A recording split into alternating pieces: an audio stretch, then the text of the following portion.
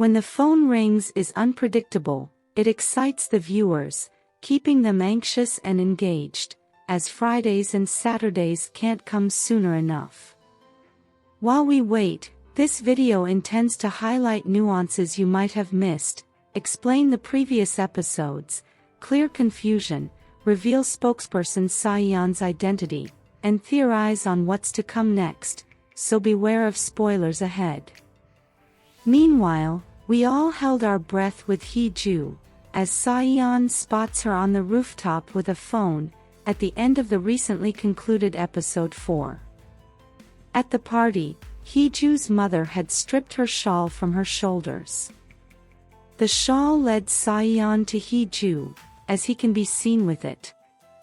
However, seeing Hee-ju standing precariously at the edge of the protector, Sa-Eon rushes over to take her down, providing Hee-ju with an opportunity to hide the voice-modulated phone. Sa-Eon takes her home, but is livid about how careless she'd been with her safety. Meanwhile, there are lots of speculations on the identity of the kidnapper. It's obvious he's not working alone, and has someone with resources and knowledge backing him.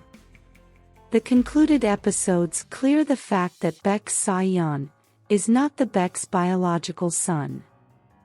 This was hinted at when Sa-Eon told Hee-ju not to mind his supposedly parents, as they are people who can easily replace their child. His anger and casual disregard for Baek Yoo Yeon, who's supposed to be his father, also alludes to this. It's obvious there's no love lost between them. What's more, when Sa-Eon had a flashback moment, his supposed mother asked him to eat fish, as her son likes fish. It's obvious the kid didn't like fish. This must have been when they were grooming Sa-Eon to replace the real Sa-Eon. So what's spokesperson Sa-Eon's real identity? And who's the kidnapper? As a child, the real Sa-Eon was a psychopath. He killed animals and possibly kids too. This must be the crime Sang-woo is eager to solve. Baek Yoo Yeon's father, Baek Jang-ho, a member of the National Assembly, was not about to let his psychopathic grandson ruin the reputation he painstakingly and single-handedly built. So he drowned him at sea, or so he thought. He then replaced him with the child he had at an old age. This means Sa-Eon is the late Baek Jang-ho's son and presidential candidate, Baek Yoo Yeon's stepbrother. If you noticed, Yoo Yeon was miffed when Hong Il-kyung praised his late father's abilities, and likened Sa-Eon to him. We already know that Sa-Eon is not Baek Yoo Yeon's son. Hong Il-kyung worked with the late chairman in covering Yoo Yeon's many scandals, so he knows a lot about the late chairman and the family. Still, he says Sa-Eon inherited the late chairman's remarkable abilities. This indicates that Sa-Eon could be the late chairman's illegitimate child. What's more, Kyu-jin must have been heartbroken to lose her son, flabbergasted and angry that Sa-Eon was brought in to replace him. However, her son, the real Sa-Eon, had somehow survived. Therefore, Kyu-jin is likely the brain behind the kidnapping. She must be using her son to try to bend Sa-Eon into their will, which is helping her husband into the blue house, while her son must be after regaining his identity. To support this theory, Kyu-jin told a young Sa-Eon that her son likes fish. It's no coincidence that the kidnapper was shown cleaning a fish. She met with Hee-ju and her mother the day Hee-ju was kidnapped and left before them. This must be how her car was tampered with, making it easy for the kidnapper to manipulate. What's more, she must have been surprised, reading the news about the blast at Sa-Eon's office, and must have texted her son, the kidnapper, who carried out the mission without informing her, to caution him. This was why she refused to let Hee-ju's mother see her phone.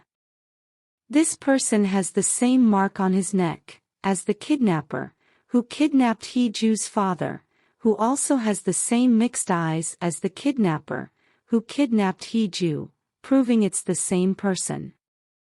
Meanwhile, it's obvious someone close to Sa-Eon is working with them.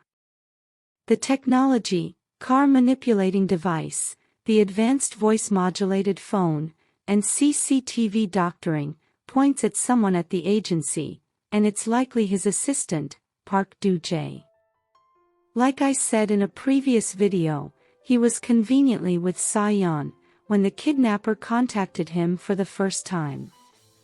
He also manipulated the CCTV to make it look like Hee-ju allowed the kidnapper into her car. Maybe he blames Sa-Eon for something the real Sa-Eon did, and has a secret vendetta against him. It's easy to suspect Sang-woo, as Sa-Eon does, because of his sudden emergence. However, he unlikely has a part in their scheme. He met the real Sa-Eon and witnessed something that traumatized him at the mansion.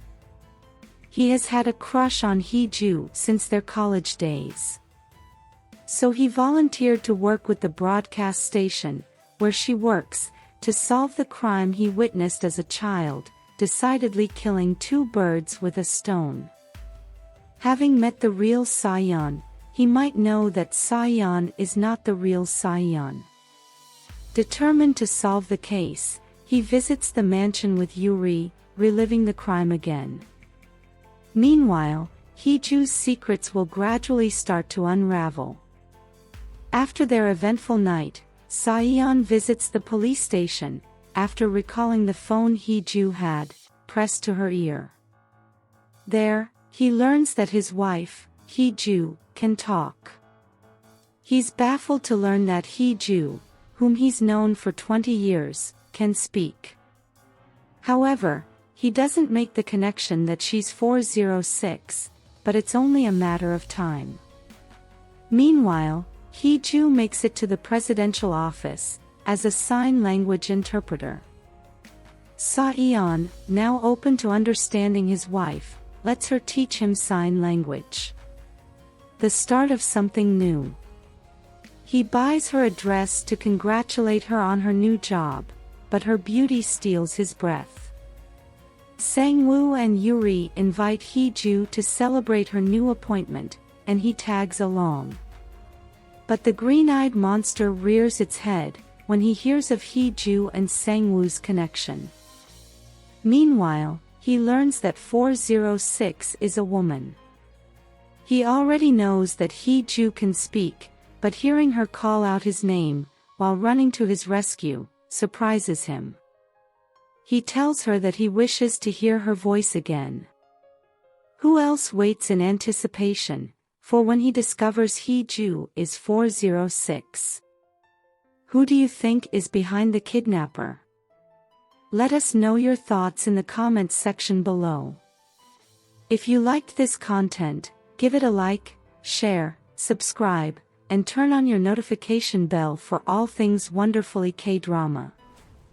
Thanks for watching, bye.